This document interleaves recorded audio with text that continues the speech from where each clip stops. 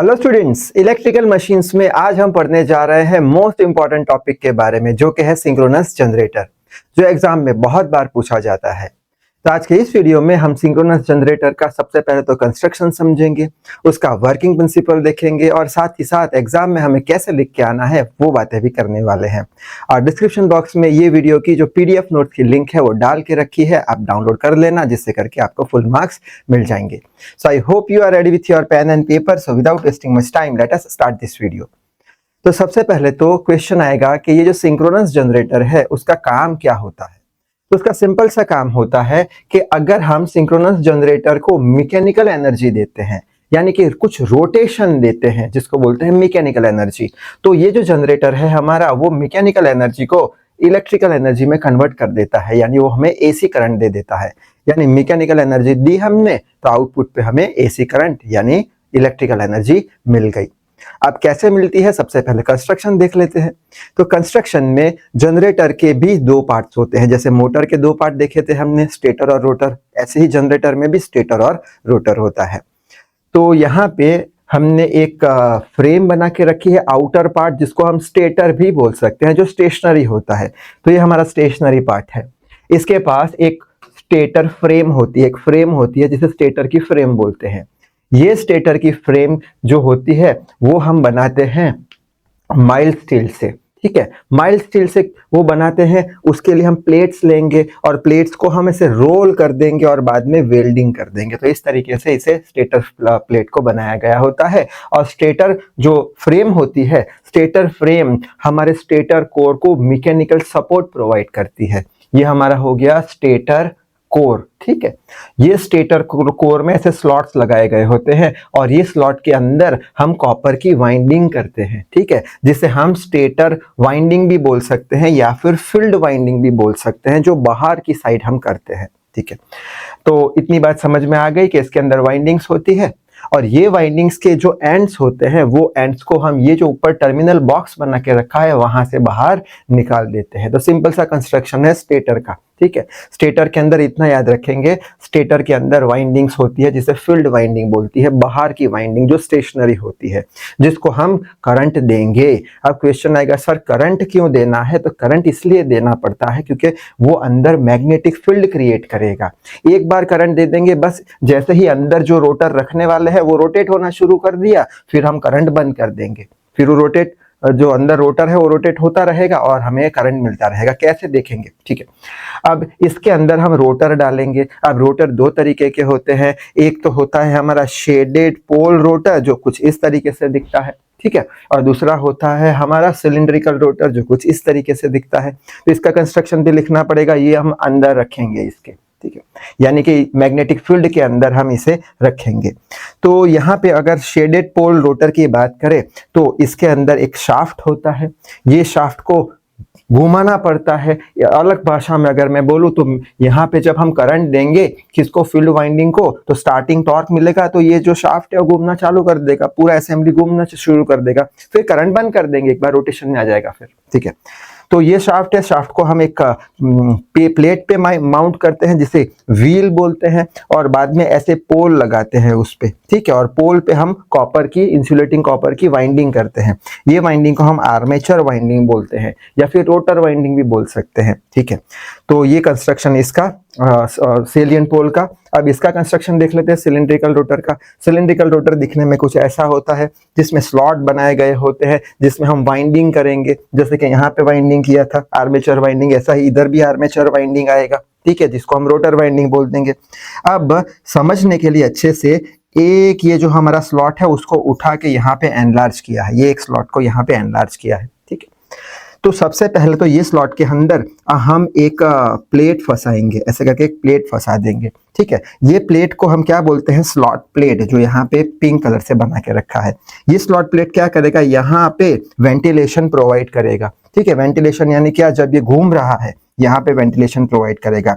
ये जब घूम रहा है तो हीट जनरेट होगी बेयरिंग की वजह से, एयर रेजिस्टेंस की वजह से, तो ये हीट को डिसिपेट कर देगा, यानी गर्म नहीं होने देगा। ठीक है, प्लेट फंसा ली, बाद में हम क्या करेंगे, बाद में कॉपर की वाइंडिंग कर देंगे। ठीक है, तो ये कॉपर की वाइंडिंग आ गई, कॉपर वायर्स आ गए। ठीक है, और कॉपर की वाइंडिंग के बीच बीच में हम एक इंसुलेटिंग मटेरियल भी डालेंगे जिसे बोलते हैं माइका। ठीक है, जिससे करके एक वायर में से दूसरे वायर में करंट ना जा सके, जिससे करके I²RT के हिसाब से हीट लॉस कम हो जाए। ठीक है, तो इतनी बात समझ में आ गई। बाद में अंत में हम यहाँ पे दूसरी एक और प्लेट उसे फिक्स कर देंगे लगाने के लिए। ठीक है, वो प्लेट को हम बोलते हैं डैम्पर प्लेट या डैम्पर बार, जिससे करके पूरी असेंबली फिक्स हो जाए। और अंत में इसके ऊपर हम स्टील वेज लगा देंगे, ऐसे करके एक स्टील वेज लगा देंगे। ठीक है, तो ये स्टील वेज हमने लगा दिया। अब दूसरी एक इंपॉर्टेंट बात, ये जो स्टील वेज है ये पूरी असेंबली को फिक्स करने के लिए यूज किया जाता है, और डैम्पर बार जो है वो असेंबली को तो फिक्स करने के लिए यूज किया ही जाता है, लेकिन साथ साथ वो एसेंट्रिक लोड भी प्रोवाइड करता है। अब एसेंट्रिक लोड यानी क्या कि जब ये रोटर घूम रहा है तब इसके ऊपर अगर लोड यूनिफॉर्मली डिस्ट्रीब्यूटेड नहीं है तो ये इससे वाइब्रेट करेगा। ठीक है, ये वाइब्रेट ना हो उसके कारण ये जो हमारी डैम्पिंग बार है उसका वेट कैलकुलेट किया जाता है, जिससे करके इसका रोटेशन जो है स्मूथ हो जाए। ठीक है, अब ये सारी बातें लिख के कैसे आनी है, ये सारा कंस्ट्रक्शन लिखा हुआ है। ठीक है, पीडीएफ नोट्स में अवेलेबल है, डिस्क्रिप्शन बॉक्स से ले लेना। तो कंस्ट्रक्शन समझ में आ गया। कंस्ट्रक्शन में क्या देखा हमने, कंस्ट्रक्शन में देखा कि बाहर की साइड स्टेटर होता है और स्टेटर के अंदर वाइंडिंग करते हैं, जिसे स्टेटर वाइंडिंग या फिर फील्ड वाइंडिंग बोलते हैं। ठीक है, अंदर हमारा रोटर होता है, रोटर के पास एक शाफ्ट होता है। ठीक है, उसको घुमाना पड़ता है, लेकिन हम हाथ से तो घुमाएंगे नहीं, तो हम क्या करेंगे, बाहर की जो वाइंडिंग है उसमें एसी करंट दे देंगे जो मैग्नेटिक फील्ड बनाएगा, जिससे करके उसको स्टार्टिंग टॉर्क मिल जाएगा, फिर सप्लाई बंद कर देंगे, फिर ये घूमता रहेगा। और रोटर के आसपास क्या होता है, आर्मेचर वाइंडिंग, जिसे हम रोटर वाइंडिंग भी बोलते हैं। इतनी बात समझ में हमें आ गई। हम क्या करेंगे, मैकेनिकल एनर्जी यानी रोटेशन देंगे तो जनरेटर उसे इलेक्ट्रिकल एनर्जी यानी अल्टरनेटिंग करंट में वो कन्वर्ट कर देगा। अब यहाँ पे सिंप्लीफाइड डायग्राम बना के रखा है।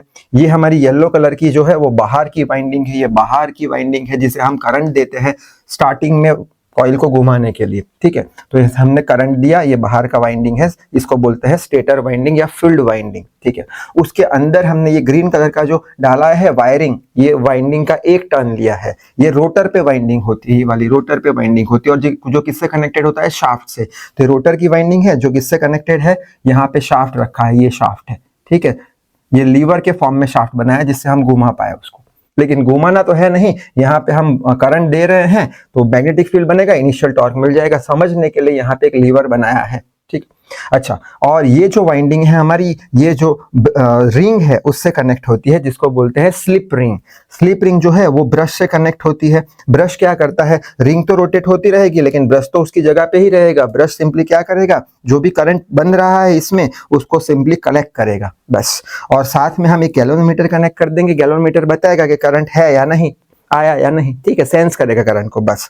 तो ये स्लिप रिंग S1, ये स्लिप रिंग S2, उसके साथ B1 B2 ब्रशेस हमने कर दिए, और यहाँ पे एक पॉइंट X ले लिया है, यहाँ पे एक पॉइंट Y ले लिया है। ठीक है, अब यहाँ पे क्या होगा, इसका वर्किंग समझ लेते हैं। जब भी हम बाहर की वाइंडिंग में यानी स्टेटर वाइंडिंग में बाहर से करंट सप्लाई करेंगे तो क्या होगा, करंट अपने आसपास मैग्नेटिक फील्ड बनाएगा। मैग्नेटिक फील्ड की डायरेक्शन हम कैसे ढूंढते हैं, राइट हैंड फिंगर को कर्ल करके। ठीक है, किसकी डायरेक्शन में, करंट की डायरेक्शन में, तो थंब हमें मैग्नेटिक फील्ड का डायरेक्शन बताएगा।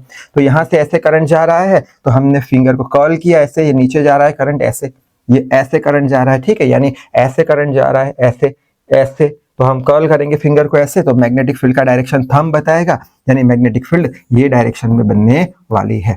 ठीक है, ऐसे ही यहाँ पे भी करंट ऐसे का होते हुए ऐसे करके वापस से वाइंडिंग में जाएगा, ऐसे करेंगे तो यहाँ भी मैग्नेटिक फील्ड की डायरेक्शन यही दिखने वाली है। ठीक है, अब ये जो हमारी अंदर की वाइंडिंग है, रोटर की वाइंडिंग है, वो इनिशियली तो रोटेट हो जाएगी, ये मैग्नेटिक फील्ड के कारण टॉर्क लगेगा, क्योंकि हमें पता है कि जब भी वायर के ऊपर हम मैग्नेटिक फील्ड देते हैं तो वो घूमना शुरू कर देता है। ठीक है, इनिशियली। ठीक है, इतना डिटेल में जाएंगे नहीं, मैग्नेटिक फील्ड आ गई यहाँ पे। अच्छा, अब मान के चलते हैं कि हमने ये जो कॉइल है उसको ऐसे घुमाया, हाफ रोटेशन दिया, यानी ऐसे घुमाया, ऐसे ऐसे घुमाया, ऐसे घुमाया, यानी कि ये जो हमारी वाइंडिंग है वो ऐसे घूमेगी, ऐसे घूमेगी, यानी यहाँ पे अंदर की साइड इसे फोर्स लगेगा और यहाँ पे बाहर की साइड इसे फोर्स लगेगा। ये इन और ये आउट, बात समझ में आ गई।